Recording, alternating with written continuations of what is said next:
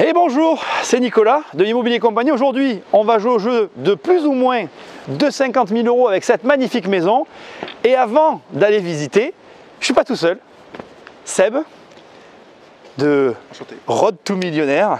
Je suis super content qu'il soit là. Alors, je te laisse quand même un peu nous dire, vas-y, dis-leur qu'est-ce que tu fais, où est-ce qu'ils peuvent te retrouver. Non, bon, on est collègues youtubeurs. Moi, c'est Road to Millionnaire, mais là, aujourd'hui, c'est lui qui va s'occuper de moi. Il va me faire visiter des biens. Et comme j'y connais rien, je vais voir s'il y a quelque chose qui peut m'intéresser ou pas. Et j'apprends, j'écoute. Et voilà. Voilà, on fait ce premier bien ensemble. On va en faire d'autres que je ne vous montrerai pas. Moi, je fais toujours ce jeu, donc vous voyez le prix. Et aujourd'hui, je suis avec aussi Aubin qui va venir. Salut. Bonjour. Salut. Donc Aubin, agent lotier. Donc vous aurez les liens en dessous. C'est lui qui a rentré ce bien à la vente. C'est ça. On va aller le visiter. Juste un détail que je trouve quand même qui est important, plus ou moins de 50 000 €. Mais explique-nous, il y a quoi dans ce bien? On est sur un bien divisible en deux parties avec un appartement rénové et un appartement à rénover. Voilà, donc en fait, on va le voir ensemble. Il y a potentiellement deux biens. On est d'accord, la question c'est plus ou moins de 50 000 €. Allez, on y va. Allez, on rentre. Hop. Je vous laisse rentrer. Alors Aubin, je vais te laisser nous expliquer. Donc on est sur un premier appartement de 41 mètres carrés qui est rénové quasiment entièrement. Donc on est tout refait sur même pas un an. Il y a l'année dernière qui a été tout refait. Donc voilà, on est sur... Il y a deux logements. C'est ça, deux logements. Donc on est sur une maison de village sans jardin, divisible. Donc il y a une deuxième partie de l'autre côté complètement rénovée de 53 mètres carrés. On a sur un toit qui est correct au niveau de C'est pas divisé. C'est pas divisé. Voilà, c'est-à-dire que... Des compteurs, on n'a pas de division, on a juste un seul compteur électrique et un seul compteur d'eau. Décale-toi, je te fais de décaler, regarde. Comme ça, en plus, ça... continue. Tu expliquais qu'avec un seul compteur d'eau, je vais arriver à ouvrir. Ça, c'est le... Hop, juste là. Ah ouais. Ah, putain. Donc voilà, sur le premier compteur, après, donc, le Lucky est en bas dans l'autre partie de la maison, qui disait, donc... on peut aller sur au-dessus, on a une chambre et une salle d'eau. Et puis de l'autre côté, c'est chacun décide de faire comme il veut, mais il y a la possibilité de, en gros, mettre une salle d'eau, une chambre et une pièce à vivre et la cuisine.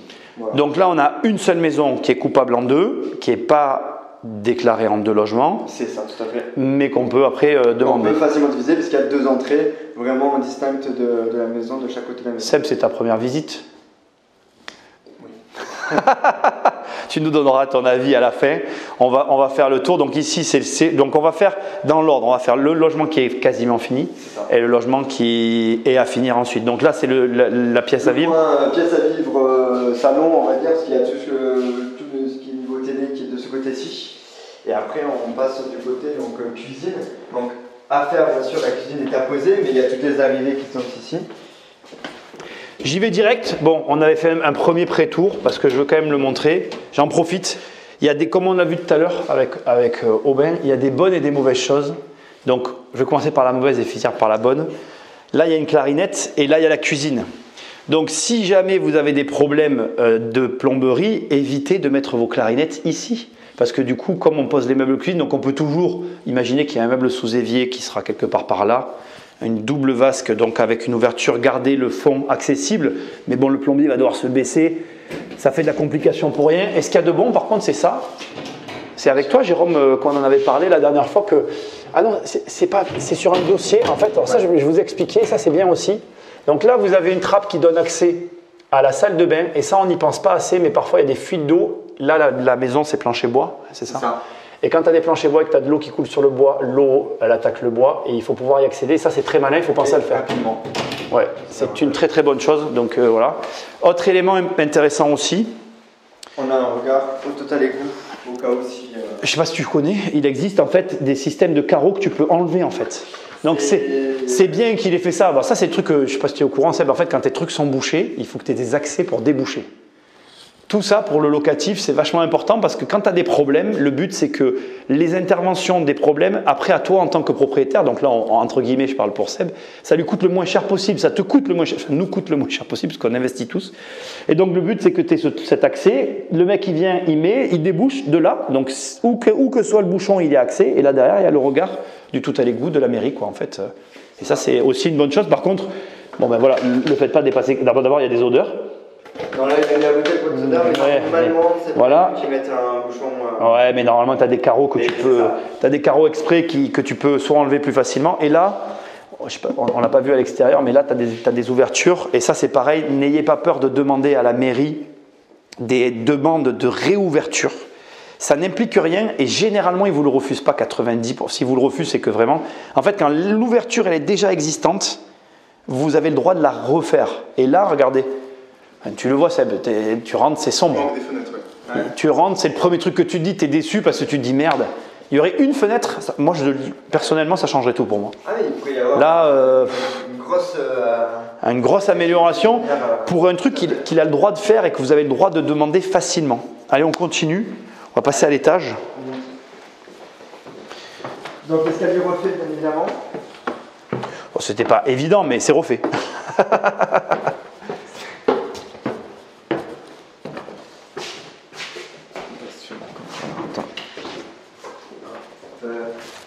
Ah bah tiens, comme ça, ça c'est les cumulus qu'il faut mettre. C'est ce qui est préférable avec les nouvelles lois qu'ils font. C'est un instantané. Voilà, c'est-à-dire que C'est tout nouveau, Ouais, j'ai fait une connerie. c'est instantané, donc ça chauffe au moment de l'utilisation de l'eau. alors c'est les deux. Il y a une cuve et l'instantané. Ouais, mais les cuves, Il y a vraiment, une cuve toute légère, petite quoi. et en fait après quand c'est vide et si vous mettez ça par rapport aux notes des DPE, tu es au courant un peu ou pas des notes des DPE?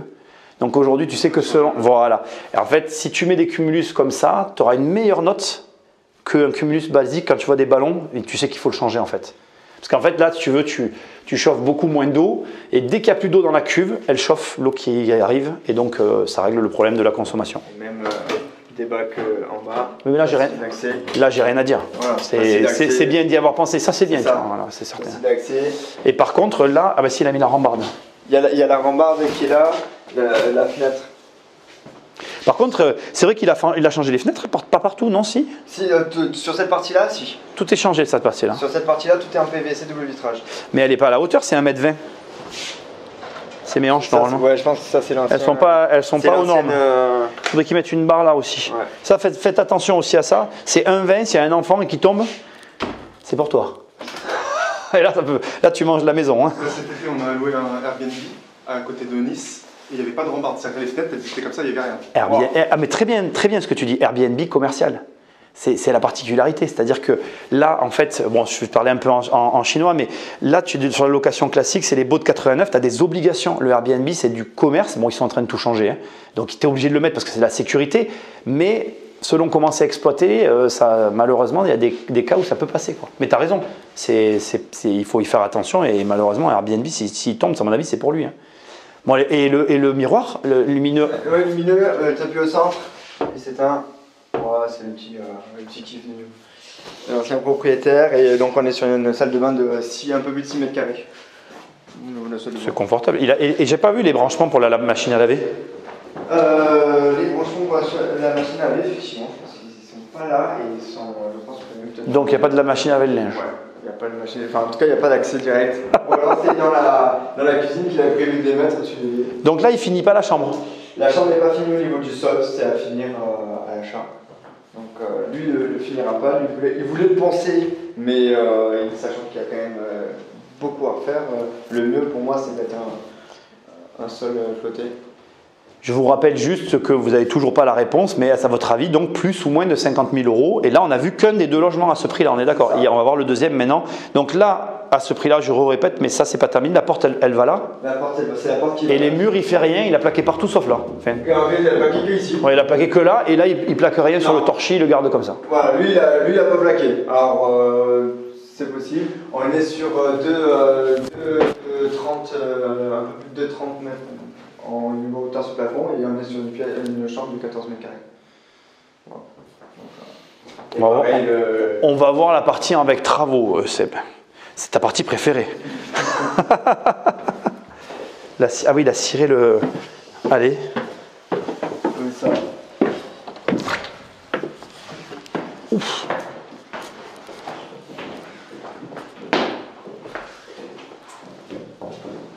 Oui, ça tombe.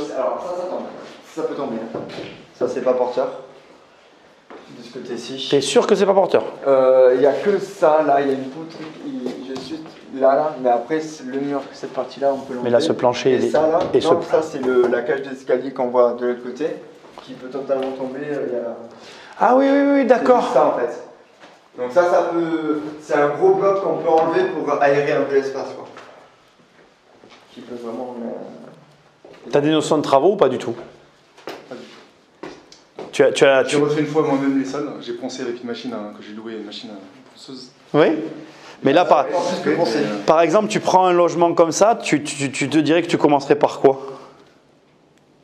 Ouais, pour les travaux. C'est un ordre. Ouais, tu n'as aucune notion du tout. Non, mais c'est juste pour avoir une idée, tu vois, pour voir si tu as une notion. Parce que je pense qu'en premier, c'est l'électricité ou la tuyauterie, des choses comme ça. Après, on ne sait rien si c'est les sols, les murs, les plafonds. Là, bon, oui, il faut tout vérifier, tu as raison. Et après, une fois que tu as fait tes vérifications, que tout fonctionne, le premier truc à faire, c'est la casse, quoi. La casse? On casse tout. Ben, tout ce qui est à casser. Tout ce que tu veux enlever. Et d'ailleurs, j'ai oublié de. Non, mais d'ailleurs, et je pense que, en tout cas, je vais le dire, à ce stade, moi, c'est ce que je reprocherais à ce bien. La première chose à faire, j'ai même pas dit la vérité, c'est les plans. J'ai l'impression qu'il n'y a pas eu de plans qui ont été faits, que ça a été fait un peu. Ah non, il n'y a pas de plan prédéfini. La première chose à faire, c'est des plans. Quand tu visites un bien à rénover comme ça, tu te poses, tu vois, qu'est-ce que tu fais où? Voilà, qu'est-ce que tu fais où? Donc là, si tu vérifies effectivement tout ce qui est porteur de tout ce qui n'est pas, donc porteur, ça veut dire que si tu casses ce mur et que ça c'est porteur, tu casses le mur, ça s'effondre. Il faut faire attention dans l'ancien parce que souvent ça s'appelle des contre-cloisons, c'est-à-dire que tu vois, regarde, voilà, c'est ça. Quand tu tapes dessus, ça vibre. Un mur porteur, regarde, tape sur ce mur, tape sur ce mur. Là, il se passe rien, tu vois. Et bien, souvent dans l'ancien, les contre-cloisons, ils appuyaient les plafonds, tu casses ça parce que tu es convaincu que c'est pas porteur et tu as tout qui tombe. Mais c'est pas de la maison qui tombe, c'est juste le plafond qui est là. Mais on va le voir en bas. En bas, on le voit bien parce que en fait, il y a les poutres. La cloison, elle est sur la poutre. Voilà. Donc la poutre commence à se poser dessus, donc on peut l'enlever. Voilà. Mais il faut bien renforcer la poutre, quoi. Et ouais. Ça, c'est le mieux. Donc tu vois, c'est ça, il faut faire hyper gaffe. Donc au début, tu fais tes plans, tu regardes qu'est-ce qui est porteur, qu'est-ce qui n'est pas, qu'est-ce que je peux casser, qu'est-ce que je peux pas casser. Des vieilles maisons comme ça, si tu peux tout casser, tout vider, c'est mieux en fait. Parce que tu vois, comme il est en train de dire, tu as des planchers bois, il y a du poids. Tu vois, avant, là, les plaques comme ça, tu les sondes, tu vas en casser une, et souvent, tu as de la poussière, des espèces de gravats, et c'est posé sur des planches qui sont posées sur du bois, mais c'était comme ça avant, ils ne se posaient pas de questions. Tu veux le montrer? Regarde. Ah ben oui, ben regarde, tiens, tu vois, c'est vachement intéressant. Moi, je trouve que c'est... Regarde. Là, regarde. Je trouve que c'est... Regarde sur quoi on marche. Regarde, et là, tu es en dessous, là. Tu vois, ils ne se posaient pas de questions avant, c'était pas compliqué, en fait. Et du coup, toi, tu dois tout checker pour savoir ce que tu peux faire et ce que tu ne peux pas faire. Et à partir de là, quand tu as fait tes plans, ben, tu attaques les travaux. Donc effectivement, comme tu dis, électricité, tu fais le point de tout en fait. On va voir en bas. Bon déjà, je peux vous le dire à ce stade, en tout cas, c'est pas pour Seb. Moi j'y vais, je passe en premier. Hein. Ouais, attention, marche. On restera pas longtemps parce que c'est sombre, on reviendra là pour la fin de la vidéo. Oh, quoi que encore. Et oui, mais regarde, là, regarde. Tu vois ce que je te disais, regarde, là tu le vois bien, regarde. Tu vois, on voit qu'il y a les planches qui ont été posées et tout qui a été, regarde, tu vois, ça tombe, ça sort à travers. Mais bon, parce qu'avant, ils ne se posaient pas. Il n'y avait pas les normes que nous, on avait. Tu vois ce que je te disais? Bon, là, on est sur une grosse peau de porteuse quand même. Mais la cloison, celle-là, on peut la faire tomber. Pour aérer, pour faire une grande pièce à vivre.